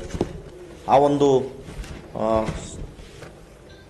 ಕಾರ್ಯಕ್ರಮದಲ್ಲಿ ವಿಶೇಷವಾಗಿ ಇನ್ನೂ ಒಂದು ಕಾರ್ಯಕ್ರಮ ಏನಪ್ಪ ಅಂದರೆ, ನಮ್ಮ ರಾಜ್ಯದಲ್ಲಿ ತಮ್ಮದೇ ಆದಂಥ ಸೇವೆ ಸಲ್ಲಿಸಿರುವಂಥ ಮಹಾನ್ ನಾಯಕರಿಗೆ ಗುರುತಿಸಿ ಅವರಿಗೆ ಒಂದು ಪ್ರಶಸ್ತಿ ಪ್ರದಾನ ಮಾಡುವಂಥ ಕಾರ್ಯಕ್ರಮ ಕೂಡ ನಾವು ಹಮ್ಮಿಕೊಂಡಿದ್ದೇವೆ. ಇವತ್ತು SK ಕಾಂತ ಅವರು ಹುಟ್ಟು ಹೋರಾಟಗಾರರು, ಕಾರ್ಮಿಕರ ಸಲುವಾಗಿ ತಮ್ಮ ಜೀವನವನ್ನೇ ಮುಡುಪಾಗಿಟ್ಟಂಥವರು, ಅವರಿಗೆ ಕೂಡ ನಾವೊಂದು ಪ್ರಶಸ್ತಿಯನ್ನು ಅವತ್ತಿನ ದಿವಸ ಶ್ರಮಿಕರ ನಾಯಕ ಅಂದರೆ ಕೂಲಿ ಕಾರ್ಮಿಕರ ಸಲುವಾಗಿ ತಮ್ಮ ಜೀವನ ಮುಡುಪಾಗಿಟ್ಟಂಥ SK ಕಾಂತ ಸಾಹೇಬರಿಗೆ ಶ್ರಮಿಕರ ನಾಯಕ ಅಂತ ಒಂದು ಪ್ರಶಸ್ತಿಯನ್ನು ಕೊಡ್ತಾ ಇದ್ದೇವೆ. ಅದೇ ರೀತಿ ಇವತ್ತು RK ಪಾಟೀಲ್ ಇವತ್ತು ರೈತರ ಸಲುವಾಗಿ ಅನೇಕ ಯೋಜನೆಗಳನ್ನು ಕೊಡೋದ್ರ ಜೊತೆಗೆ ಇವತ್ತು ಕರ್ನಾಟಕ ಏನು ಹಾಲು ಒಕ್ಕೂಟ ಇದೆ ಅದರ ಅಧ್ಯಕ್ಷರಿದ್ದಾರೆ, ಅವರಿಗೆ ಕೂಡ ಒಂದು ಬಸವರತ್ನ ಪ್ರಶಸ್ತಿಯನ್ನು ನಾವು ಕೊಡ್ತಾ ಇದ್ದೇವೆ. ಇವತ್ತು ಕರ್ನಾಟಕ ರಾಜ್ಯದಲ್ಲಿ ಚಳವಳಿಯನ್ನು ಹುಟ್ಟು ಹಾಕಿ ಅನೇಕ ಹೋರಾಟಗಳನ್ನು ಮಾಡಿರುವಂಥ ಡಾಕ್ಟರ್ DG ಸಾಗರ್ ಅವರಿಗೆ ಇವತ್ತು ಚಳವಳಿ ರತ್ನ ಅಂತ ಅವರಿಗೆ ಕೂಡ ಒಂದು ಪ್ರಶಸ್ತಿಯನ್ನು ಕೊಡ್ತಾ ಇದ್ದೇವೆ. ಇವತ್ತು ಕಲಬುರಗಿಯಲ್ಲಿ ಅನೇಕ ಕಾರ್ಯಕ್ರಮಗಳನ್ನು ಕೊಡುತ್ತಾ ಯುವಕರ ಒಂದು ಜೊತೆಯಲ್ಲಿ ಇವತ್ತು ನಮ್ಮ ಜಿಲ್ಲೆಯಲ್ಲಿ ಹೆಸರು ಮಾಡಿರುವಂಥ ಅರುಣ್ ಕುಮಾರ್ ಪಾಟೀಲ್ ಅವರಿಗೆ ಕೂಡ ಯುವರತ್ನ ಪ್ರಶಸ್ತಿ ಅಂತ ನಮ್ಮ ಸಮಿತಿಯಿಂದ ಕೊಡ್ತಾ ಇದ್ದೇವೆ. ಇನ್ನೋರ್ವ ಮೈನಾರಿಟಿ ನಾಯಕರು ಇವತ್ತು ಮುಸ್ಲಿಂ ಸಮುದಾಯದ ನಾಯಕ ಮತೀನ್ ಪಟೇಲ್ ಅಂತ, ಅವರು ಕೂಡ ಬಹಳಷ್ಟು ಯುವಕರ ಜೊತೆ ತಮ್ಮ ದಿನನಿತ್ಯ ಯುವಕರನ್ನು ಸಂಘಟಿಸುವಂಥ ಒಬ್ಬ ನಾಯಕರಾಗಿದ್ದರೆ ಅವರಿಗೆ ಕೂಡ ಯುವ ಚೇತನ ಅಂತ ಒಂದು ಪ್ರಶಸ್ತಿ ಕೊಡ್ತಾ ಇದ್ದೇವೆ. ಇನ್ನೋರ್ವ ನೀಲ್ಕಂಠ ಜಮಾದಾರ್ ಅಂತ ಹೇಳಿ ಕರ್ನಾಟಕ ರಾಜ್ಯ ಗಂಗಾಮತ ನೌಕರ ಸಂಘದ ಜಿಲ್ಲಾ ಅಧ್ಯಕ್ಷರಾಗಿ ಸೇವೆ ಸಲ್ಲಿಸಿ ಇವತ್ತು ತಮ್ಮ ವಯೋನಿವೃತ್ತಿ ಹೊಂದಿರುವಂಥ ನೀಲ್ಕಂಠ ಜಮಾದಾರ್ ಅವರಿಗೆ ಕೂಡ ನಮ್ಮ ಸಮುದಾಯದ ಒಬ್ಬ ಮೇರು ನಾಯಕ ವಿಠಲ್ ಹೇರೂರ್ಜಿಯವರ ಪ್ರಶಸ್ತಿಯನ್ನು ಒತ್ತು ಕೊಡ್ತಾ ಇದ್ದೇವೆ. ಅದೇ ರೀತಿ ನಾವೆಲ್ಲರೂ ಇವತ್ತು ಆ ಕಾರ್ಯಕ್ರಮದಲ್ಲಿ ಅನೇಕ ನಾಯಕರು ಭಾಗವಹಿಸ್ತಾ ಇದ್ದಾರೆ. ಇವತ್ತು ಅನೇಕ ಶರಣರು ಇವತ್ತು ಆ ಕಾರ್ಯಕ್ರಮದ ಸಾನ್ನಿಧ್ಯವನ್ನು ವಹಿಸ್ಕೊಳ್ತಾ ಇದ್ದಾರೆ. ಇವತ್ತು ತಮ್ಮ ಮೂಲಕ ನಾನು ಈ ಜಿಲ್ಲೆ ಇರುವಂಥ ಎಲ್ಲರಿಗೂ ವಿನಂತಿಯನ್ನು ಮಾಡ್ಕೋತಾ ಇದ್ದೇನೆ. ಏನು ಇಲ್ಲಿ ಕಾರ್ಯಕ್ರಮದಲ್ಲಿ ಇವತ್ತು ಮಹಿಳಾ ಪೌರ ಕಾರ್ಮಿಕರು ಇವತ್ತು ತಮ್ಮ ಜೀವನ ಕಷ್ಟದಲ್ಲೇ ಕಳೆದರೂ ಸಹ ಇವತ್ತು ನಗರಗಳನ್ನು ಸ್ವಚ್ಛತೆಯಲ್ಲಿಡುವಂಥ ಕೆಲಸ ಇವತ್ತು ಅವರು ಪ್ರತಿನಿತ್ಯ ಮಾಡ್ತಾ ಇದ್ದಾರೆ. ಅಂಥವ್ರಿಗೆ ನಾವು ಗೌರವ ಕೊಡುವ ಸಲುವಾಗಿ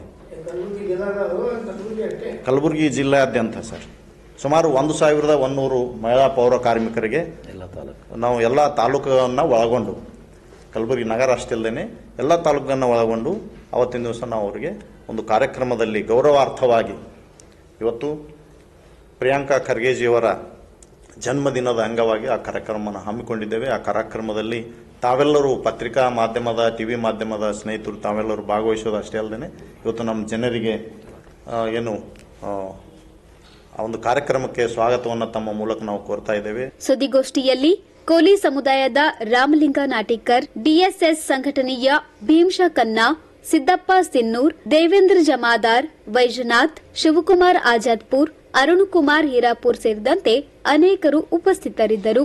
bureau report in Gulbarga news. In Gulbarga ನ್ಯೂಸ್ನಲ್ಲಿ ಒಂದು ಪುಟ್ಟ ವಿರಾಮ. ನವೆಂಬರ್ 28ರಂದು ಕಲ್ಯಾಣ ಕರ್ನಾಟಕ ಸೇನೆ ವತಿಯಿಂದ ಕನ್ನಡ ಹಬ್ಬ ಆಚರಣೆ. ಗೋರೂರು ಚನ್ನಬಸಪ್ಪ ಅವರಿಗೆ ಸಮ್ಮೇಳನಾಧ್ಯಕ್ಷರನ್ನಾಗಿಸಿದ್ದು ಸ್ವಾಗತಾರ್ಹ. ವೀರಭದ್ರ ಸಿಪ್ಪಿ ಸುದ್ದಿಗೋಷ್ಠಿ.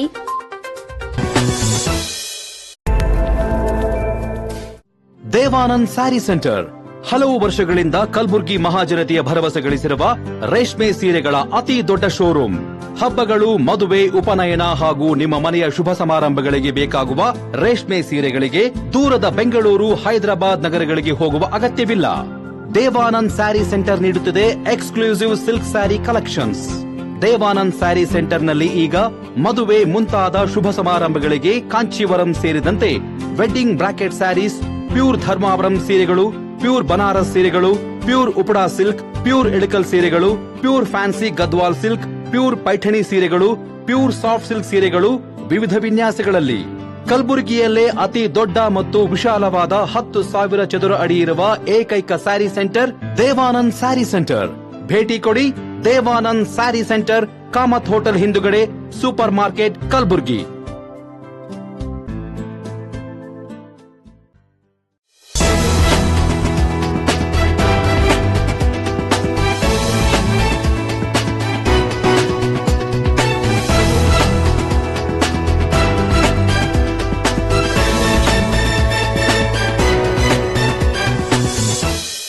ವಿರಾಮದ ನಂತರ ಮತ್ತೆ ಇನ್ ಗುಲ್ಬರ್ಗಾ ನ್ಯೂಸ್ಗೆ ಸ್ವಾಗತ. ಕಲ್ಯಾಣ ಕರ್ನಾಟಕ ಸೇನೆಯ ವತಿಯಿಂದ 69ನೇ ಕರ್ನಾಟಕ ರಾಜ್ಯೋತ್ಸವದ ಹಿನ್ನೆಲೆ ಕಲಬುರಗಿಯಲ್ಲಿ ಕನ್ನಡ ಹಬ್ಬ ಸಮಾರಂಭವನ್ನು ಹಮ್ಮಿಕೊಳ್ಳಲಾಗಿದೆ ಎಂದು ಕಲ್ಯಾಣ ಕರ್ನಾಟಕ ಸೇನೆಯ ಸಂಸ್ಥಾಪಕ ಅಧ್ಯಕ್ಷರಾದ ದತ್ತು ಹಯಾಳ್ಕರ್ ಅವರು ತಿಳಿಸಿದ್ದಾರೆ. ಈ ಕುರಿತು ನಗರದ ಪತ್ರಿಕಾ ಭವನದಲ್ಲಿ ಸುದ್ದಿಗೋಷ್ಠಿಯನ್ನು ನಡೆಸಿ ಮಾತನಾಡಿದ ಅವರು, ನವೆಂಬರ್ 28ರಂದು ಬೆಳಗ್ಗೆ 11:30ಕ್ಕೆ ನಗರದ ಎಸ್ಎಂ ಪಂಡಿತ್ ರಂಗಮಂದಿರದಲ್ಲಿ ಕನ್ನಡ ರಾಜ್ಯೋತ್ಸವ ದಿನಾಚರಣೆಯ ಅಂಗವಾಗಿ ಕನ್ನಡ ಹಬ್ಬ ಕಾರ್ಯಕ್ರಮವನ್ನು ಹಮ್ಮಿಕೊಳ್ಳಲಾಗಿದೆ. ಕಾರ್ಯಕ್ರಮದಲ್ಲಿ 25 ಜನ ಸಮಾಜ ಸೇವಕರಿಗೆ ಹಾಗೂ ಅಂಗನವಾಡಿ ಆಶಾ ಕಾರ್ಯಕರ್ತೆಯರಿಗೆ ಕಲ್ಯಾಣ ಕರ್ನಾಟಕ ಸೇನೆಯ ವತಿಯಿಂದ ಅಮೂಲ್ಯ ರತ್ನ ಪುರಸ್ಕಾರ ನೀಡಿ ಗೌರವಿಸಲಾಗುವುದು. ನಂತರ ಸರ್ಕಾರಿ ಮಹಿಳಾ ಮಹಾವಿದ್ಯಾಲಯದ ವಿದ್ಯಾರ್ಥಿನಿಯರಿಗಾಗಿ ಭಾಷಣ ಸ್ಪರ್ಧೆ ಜರುಗಲಿದ್ದು, ಭಾಷಣ ಸ್ಪರ್ಧೆಯಲ್ಲಿ ವಿಜೇತರಾದ ವಿದ್ಯಾರ್ಥಿಗಳಿಗೆ ನಗದು ಬಹುಮಾನವನ್ನ ನೀಡಿ ಪ್ರೋತ್ಸಾಹಿಸಲಾಗುವುದು ಎಂದು ತಿಳಿಸಿದರು. ಸಂಘಟನೆಯ ಪದ್ಮಾವತಿ, ಶ್ರೀದೇವಿ ಸೇರಿದಂತೆ ಇತರರು ಹಾಜರಿದ್ದರು.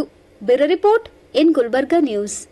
ಕರ್ನಾಟಕ ಸೇನೆ ವತಿಯಿಂದ ಇದೇ ತಿಂಗಳು 28ನೇ ತಾರೀಕು ಗುರುವಾರ ಎಸ್ಎಂ ಪಂಡಿತ್ ರಂಗಮಂದಿರಲ್ಲಿ ಕನ್ನಡ ರಾಜ್ಯೋತ್ಸವ ಕಾರ್ಯಕ್ರಮ ಕಲ್ಯಾಣ ಕನ್ನಡ ಸೇನಾ ವತಿಯಿಂದ ಮಾಡ್ತಾ ಇದ್ದೀವಿ. ಕನ್ನಡಿಗರ ಹಬ್ಬ ಅಂತೂ ಕೂಡ ಹೇಳಬಹುದು. ಈ ಕಾರ್ಯಕ್ರಮದಲ್ಲಿ ಜೇವರಿಗೆಯಲ್ಲಿ ಇರೋಂಥ ಅಂಗನವಾಡಿ ಟೀಚರ್ಸು ಹಾಗೂ ಹಾಸ್ಯ ಕಾರ್ಯಕರ್ತರಿಗೆ ವಿಶೇಷ ಗೌರವ ಸನ್ಮಾನ ಹಾಗೂ ಸರ್ಟಿಫಿಕೇಟ್ ಕೂಡ ಇಟ್ಕೊಂಡಿವಿ. ಹಾಗೂ ಮತ್ತು ಶಾಬಾದ್ಲಿಂದ ಒಂದು 11 ಜನಕ್ಕೆ ಹಾಸ್ಯ ಕಾರ್ಯಕರ್ತರು, ಅಂಗನವಾಡಿ ಟೀಚರು, ಅಲ್ಲಿನ ಜನ 11 ಜನಕ್ಕೊಂದು ಅವರಿಗೆ ಸನ್ಮಾನ ಕಾರ್ಯಕ್ರಮ ಇಟ್ಕೊಂಡಿವಿ. ಅದೇ ರೀತಿಯಾಗಿ ಕಲಬುರಗಿ ನಗರದಲ್ಲಿ ಕೂಡ ಒಂದು ದಕ್ಷಿಣ ಉತ್ತರ ಗ್ರಾಮೀಣ ನಗರದಲ್ಲಿ ಅಂತ ಒಂದು 11 ಮಂದಿಗೆ ಆಯ್ಕೆ ಮಾಡಿದ್ದೀವಿ. ಆಯ್ಕೆ ಪಟ್ಟಿ ಕೂಡ ನಿಮ್ಮ ಒಂದು ಇದರಲ್ಲಿ ಎಲ್ಲ ಮೆನ್ಷನ್ ಮಾಡಿದ್ದೀವಿ. ಅದೇ ರೀತಿಯಾಗಿ ಈ ಕಾರ್ಯಕ್ರಮಕ್ಕೆ ದಿವ್ಯ ಸಾನ್ನಿಧಿಯಾಗಿ ಶ್ರೀ ನಿರ್ಗುಡಿ ಅವಮಲ್ಯ ಮಹಾರಾಜರು ಕೂಡ ಇವತ್ತು ಈ ಕಾರ್ಯಕ್ರಮಕ್ಕೆ ಆಗಮಿಸ್ತಾ ಇದ್ದಾರೆ. ಜೊತೆಯಲ್ಲಿ ಈ ಕಾರ್ಯಕ್ರಮಕ್ಕೆ ಉತ್ತರ ಮತಕ್ಷೇತ್ರದ ಶಾಸಕರಾಗಿರುವ ಖನಿಜ ಪಾತಿ ಮೇಡಮ್ ಕೂಡ ಈ ಕಾರ್ಯಕ್ರಮಕ್ಕೆ ಆಗಮಿಸ್ತೀನಿ ಅಂತ ಕೂಡ ಹೇಳಿದ್ದಾರೆ. ಹಾಗೂ ಜೊತೆಯಲ್ಲಿ ಹಲ್ಲಂ ಪಾಟೀಲ್ ದಕ್ಷಿಣ ಮತಕ್ಷೇತ್ರ MLA ಕೂಡ ಅವರು ಕೂಡ ಬರ್ತಿದ್ದಾರೆ. ಹಾಗೂ ಬಸವರಾಜ ಮತ್ತೆಮೂಡಿ ಶಾಸಕರು ಕೂಡ ಈ ಕಾರ್ಯಕ್ರಮಕ್ಕೆ ಬರ್ತೀನಿ ಅಂತ ಹೇಳಿದ್ದಾರೆ. ಹಾಗೂ ಶಶಿಲ್ ಜಿ ನಮೋಶಿ ಅವರು ಕೂಡ MLC ಅವರು ಕೂಡ ನಿನ್ನೆ ಮೊಬೈಲ್ ಕರೆ ಮಾಡಿದಾಗ ಬರ್ತೀನಿ ಅಂತ ಹೇಳಿದ್ದಾರೆ. ಜೊತೆಯಲ್ಲಿ ನಿತಿನ್ ಗುತ್ತೇದಾರ್ ಮಾಜಿ ಜಿಲ್ಲಾ ಪಂಚಾಯತ್ ಅಧ್ಯಕ್ಷ ಅವರು ಕೂಡ ಈ ಕಾರ್ಯಕ್ರಮಕ್ಕೆ ಬರ್ತಾ ಇದ್ದಾರೆ. ಒಟ್ಟಲ್ಲಿ ಈ ಕಾರ್ಯಕ್ರಮ ರಸಮಂಜರಿ ಕಾರ್ಯಕ್ರಮ ಪ್ರತಿಯೊಂದು ಎಲ್ಲ ಮತ್ತು ನಮ್ಮ ಹವಾಮನೆ ಮಹಾರಾಜರು ಬಂದು ಕೂಡ ಅವತ್ತ ಮೇಲೆ ಅನ್ನ ಸಂತರ್ಪಣೆ ಕಾರ್ಯಕ್ರಮ ಕೂಡ ಅವತ್ತು ದಿನ ಇದೆ. ಡೊಳ್ಳು ಮತ್ತು ಕುಣಿತ ಹಾಗೂ ರಸಮಂಜರಿ ಕಾರ್ಯಕ್ರಮ ಎಲ್ಲ ಕೂಡ ಒಂದು ಅದ್ದೂರಿಯ ಕಾರ್ಯಕ್ರಮ ಅಂತ ನಡೀತಾ ಇದೆ. ಅದೇ ರೀತಿಯಾಗಿ ಮತ್ತೊಂದು ವಿಶೇಷ ಏನಪ್ಪ ಅಂದರೆ ಇದೇ ನಮ್ಮ ಗೌರ್ಮೆಂಟ್ ಕಾಲೇಜ್ ನಮ್ಮ ಕಲಬುರಗಿ, ಆ ಗೌರ್ಮೆಂಟ್ ಕಾಲೇಜಲ್ಲಿ ಒಂದು ಭಾಷಣ ಸ್ಪರ್ಧೆ ಅಂತ ಕಾರ್ಯಕ್ರಮ ಹಮ್ಮಿಕೊಂಡಿವಿ, ಮಕ್ಕಳದ ಭಾಷಣ ಸ್ಪರ್ಧೆ ಅಂತ. ಆ ಕಾರ್ಯಕ್ರಮದಲ್ಲಿ ಏನಪ್ಪ ಅಂದರೆ ಕನ್ನಡ ನೆಲ ಜಲ ಇದ್ರ ಬಗ್ಗೆ 50 ಮಕ್ಕಳಿಗೆ ಆಯ್ಕೆ ಮಾಡ್ಕೊಂಡಿವಿ. ಆ ಮಕ್ಕಳು ಆ ವೇದಿಕೆ ಮೇಲೆ ಬಂದ್ಬಿಟ್ಟು 2 ನಿಮಿಷ ಮೈಕ್ ಅವ್ರ ಕೈಯಲ್ಲಿ ಕೊಡ್ತೀವಿ. ಅದರಲ್ಲಿ ಜಡ್ಜ್ ಆಗಿ ನಮ್ಮ ಲಕ್ಷ್ಮಣ್ ದಸ್ತಿ ಸರ್ ಇದ್ದಾರೆ, ಮತ್ತು ಅದೇ ಕಾಲೇಜ್ ಒಬ್ಬರು ಪ್ರಿನ್ಸಿಪಲ್ ಇರ್ತಾರೆ, ಮತ್ತು ನಮ್ಮಲ್ಲಿ ಇನ್ನೊಬ್ಬರು ಡಾಕ್ಟರ್ ಒಬ್ಬರು ಅವ್ರ ಹೆಸರು ಇದೆ ಸರ್ ಹೇಳ್ತೀನಿ, 3 ಜನ ಜಡ್ಜ್ ಆಗಿರ್ತಾರೆ. ಅದಕ್ಕೂ ಮೊದಲನೇ ಹಂತವಾಗಿ ಮೊದಲು ಪ್ರೈಸ್ ಗೆದ್ದವರಿಗೆ ಒಂದು 2,000 ರೂಪಾಯಿ ಬಹುಮಾನ ಇಟ್ಟಿವಿ ಸಣ್ಣದಾಗಿ. ಆಮೇಲೆ 2ನೇ ಬಹುಮಾನ 1,500 ಇಟ್ಟಿವಿ, 3ನೇ ಬಹುಮಾನ 500 ರೂಪಾಯಿ ಇಟ್ಟಿವಿ. ಟೋಟಲ್ ಮಿಕ್ಕಿದ ಜನಕ್ಕೆ ಸಮಾಧಾನಕ್ಕೆ ಬಹುಮಾನ ಅಂತ ಒಂದು ನೆನಪಿನ ಕಾಣಿಕೆ ಕೂಡ ಮಾಡಿಸಿ ಇವರಿಗೆ ಗೌರವ ಸನ್ಮಾನ ಅಂತ. ಹಾಗೂ ಒಂದು ಸರ್ಟಿಫಿಕೇಟ್ ಕೂಡ ಅವರಿಗೆ ಈ ಕಾರ್ಯಕ್ರಮದಲ್ಲಿ ಕೊಡಬೇಕಂತ ನಿರ್ಧಾರ ಮಾಡಿಸಿವಿ. ಯಾಕಂದರೆ ಇವತ್ತು ನಾಳೆ ನಮ್ಮ ಕಲಬುರಗಿಯಲ್ಲಿ ನಾನು ನೋಡಿಸ್ತು ಎಲ್ಲ ಕಡೆ ನೋಡ್ತಾ ಇದ್ದೀನಿ, ಕನ್ನಡ ಹಬ್ಬ ಮಾಡ್ತಾರೆ, ಎಲ್ಲ ರೀತಿ ಮಾಡ್ತಾರೆ. ನಮಗೆ ಭಾಳಷ್ಟು ಕನ್ನಡದ ಭಾಳ ತೊಂದರೆ ಇದೆ. ಎಲ್ಲ ಕಡೆ ನಾನು ಆಲ್ರೆಡಿ ಇದೇ ಸುದ್ದಿಗೋಷ್ಠಿಯಲ್ಲಿ ನಾನು ಮಾತಾಡೀನಿ. ಕನ್ನಡ ನಾಮಫಲಕ ಬಗ್ಗೆ ನಾನು ಎಷ್ಟು ಹೋರಾಟ ಮಾಡೀನಿ.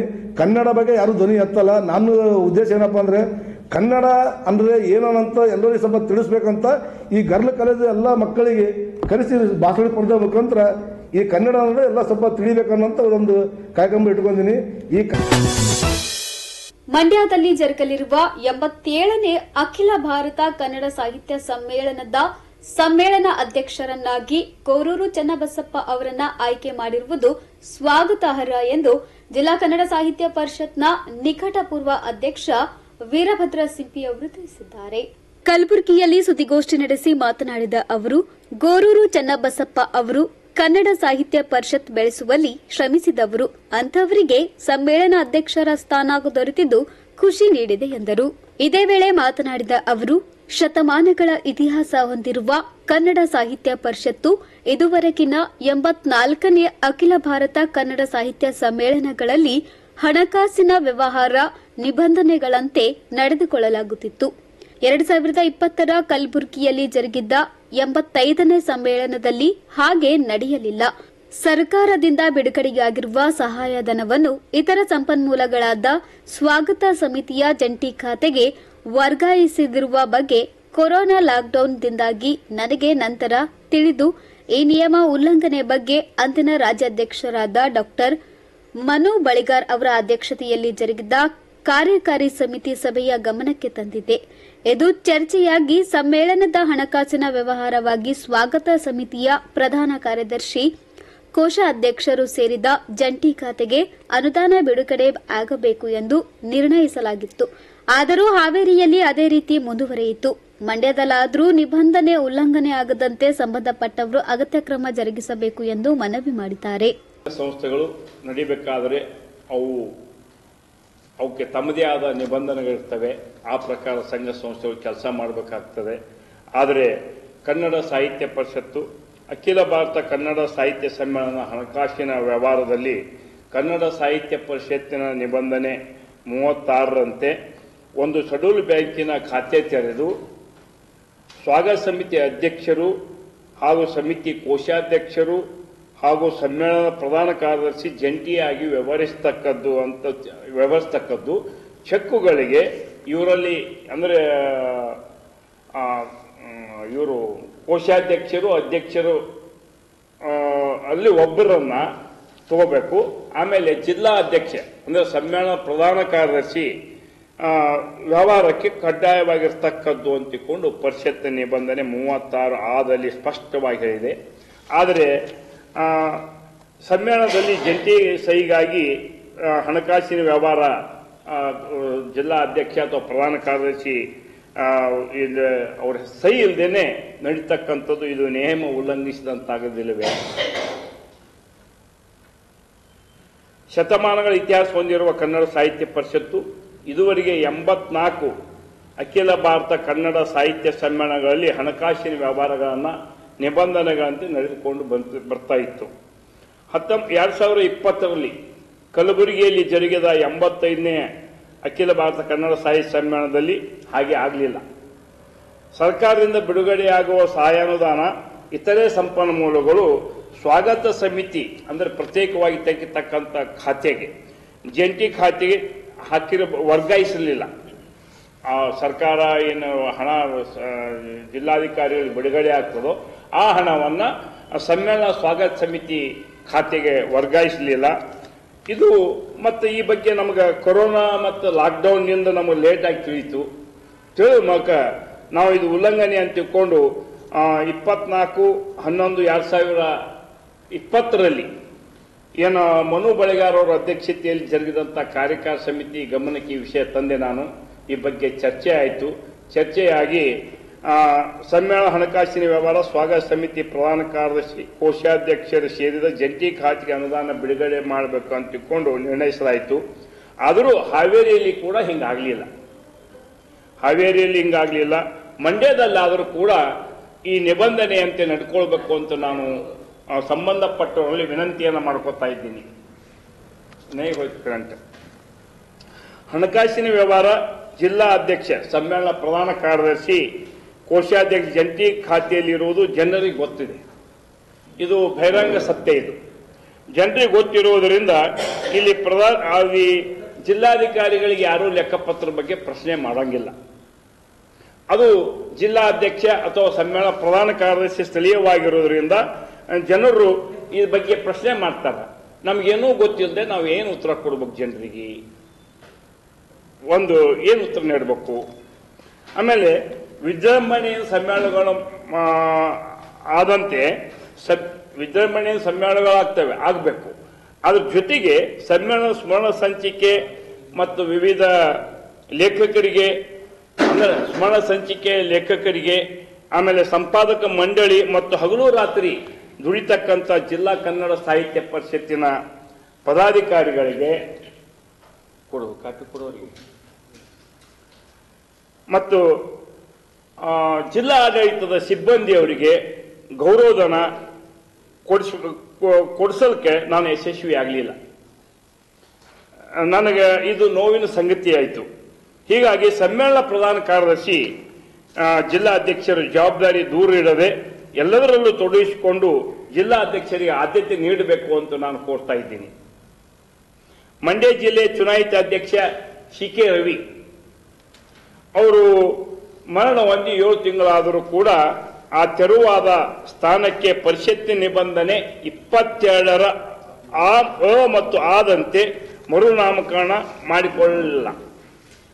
ಸಮ್ಮೇಳನ ಸಂಚಾಲಕರೆಂದು ಮೀರಾ ಶಿವಲಿಂಗಯ್ಯ ಅವರನ್ನು ನೇಮಿಸಿದ್ದು ತಿಳಿಲಾದಂತಾಗಿದೆ. ನನಗೆ ಹೆಂಗೆ ನೇಮಕ ಮಾಡಿದ್ರು? ಅವ್ರ ಸಂಚಾಲಕರಿಗೆ ಕಾರ್ಯಕಾರಿ ಸಮಿತಿಯ ಸದಸ್ಯರ ಅಧಿಕಾರ ಇರೋದಿಲ್ಲ. ಅವರಿಗೆ ಕಾರ್ಯಕಾರಿ ಸಮಿತಿಯಲ್ಲಿ ಮಾತಾಡೋದಾಗಲಿ ಯಾವುದೇ ಆಗಲಿ ಅಧಿಕಾರ ಅವರಿಗೆ ಇರೋದಿಲ್ಲ. ಸಂಚಾಲಕರ ಬದಲಿಗೆ ಮರುನಾಮಕರಣ ಮಾಡಿದರೆ ಸೂಕ್ತ ಆಗ್ತಿತ್ತು ಮತ್ತು ನಿಬಂಧನೆಗನುಗುಣವಾಗಿ ಇರ್ತಿತ್ತದು. ಕೇರಳ ಘಟಕದ ಚುನಾಯಿತ ಅಧ್ಯಕ್ಷ ಸುಬ್ರಹ್ಮಣ್ಯ ಭಟ್ ಅವರು ಮರಣದಿಂದ ತೆರವಾದ ಸ್ಥಾನಕ್ಕೆ ಕೆಲವೇ ತಿಂಗಳಲ್ಲಿ ಡಾಕ್ಟರ್ TK ಜಯಪ್ರಕಾಶ್ ನಾರಾಯಣ ಅವರನ್ನ ಮರುನಾಮಕರಣ ಮಾಡಲಾಯಿತು. ಆದರೆ ಸಮ್ಮೇಳನದ ಜವಾಬ್ದಾರಿ ಇರುವ ಮಂಡ್ಯ ಜಿಲ್ಲೆಗೆ ಅಧ್ಯಕ್ಷ ಸ್ಥಾನ ಮರು ಆಯ್ಕೆ ಅಥವಾ ನಾಮಕರಣ ಅತ್ಯಗತ್ಯವಾಗಿದ್ದು ಯಾಕೆ ಮಾಡಲಿಲ್ಲ ನಮಗೆ ತಿಳಿತಾ ಇಲ್ಲ.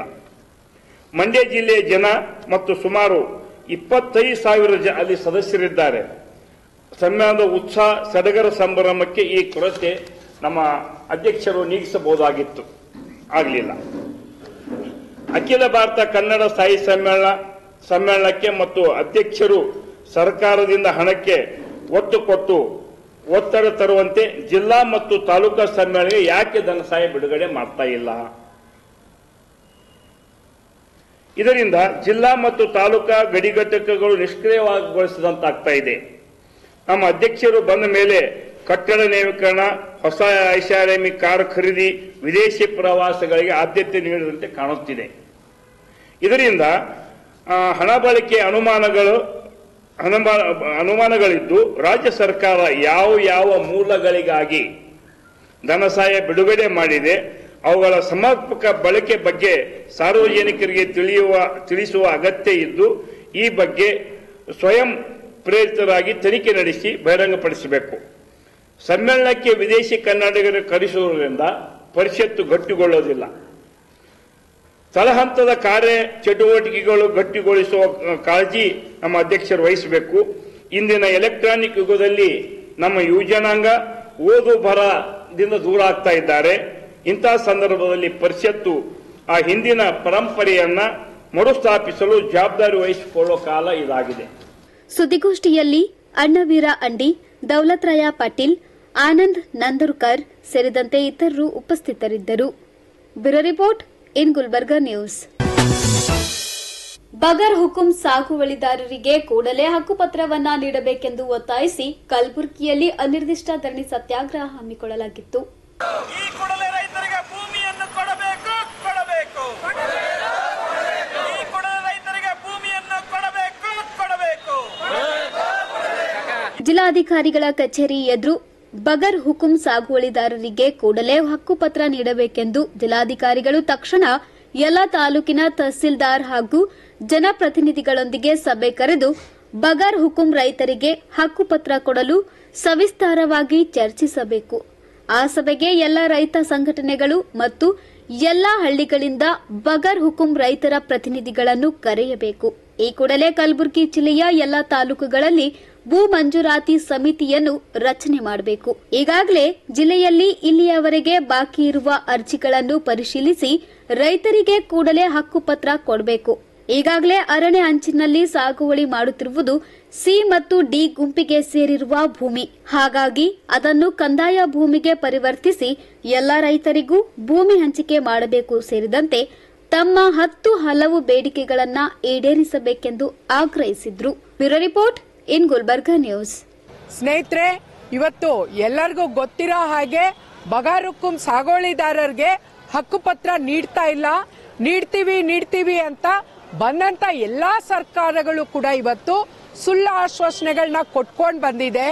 ಒಂದು ಕಡೆ ಸಿದ್ದರಾಮಯ್ಯ ಅವರು ಯಾವುದೇ ಕಾರಣಕ್ಕೂ ರೈತರನ್ನ ಒಕ್ಕಲೆಬ್ಬಿಸಲ್ಲ ಅಂತ ಹೇಳ್ತಾರೆ. ಆದ್ರೆ ಅದಷ್ಟೇ ಹೇಳಿದ್ರೆ ಸಾಕಾಗಲ್ಲ.